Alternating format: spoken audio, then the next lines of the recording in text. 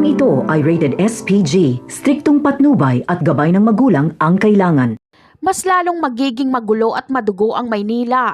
Parami kasi ng parami ang nananawagan na mapatalsik ang mga gerero. Pero kahit anong mangyari ay hindi bababa sa pwesto ang mga gerero dahil ito lang ang mayroon sila. Kapag wala na sila sa posisyon ay wala na rin silang kapangyarihan.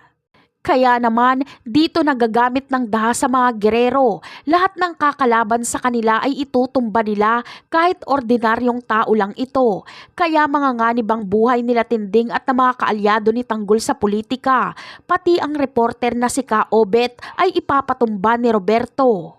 Sa kabilang eksena naman ay natakasan nga nila Divina ang puwersa ng mga gerero. Nagmamadali na silang umalis ng Maynila, dala ang ilang sasakyan na puno ng pera.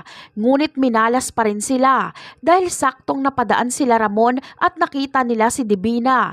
Kaya pagkakataon na ito nila Tanggol na mapaslang si Divina kaya agad nila itong niratrat. Kaya naman, ang mga Montenegro naman ang kalaban ng mga Mondragon. Kapag mapatay nila Ramon ang mga Mondragon ay yayaman ulit sila dahil makukuha nila ang mga sasakyan ng mga Mondragon na pinagkargahan ng limpak-limpak na salapi. Habang si Tanggol naman ay gising na, tumulong siya sa bakbakan at si Divina ang kanyang target. Gusto niyang mabigyan ng hustisya ang pagkamatay nila Fatima dahil sa pagtatraidor ni Divina. Napakarami pa nating dapat abangan sa mga susunod na episode. Paalam!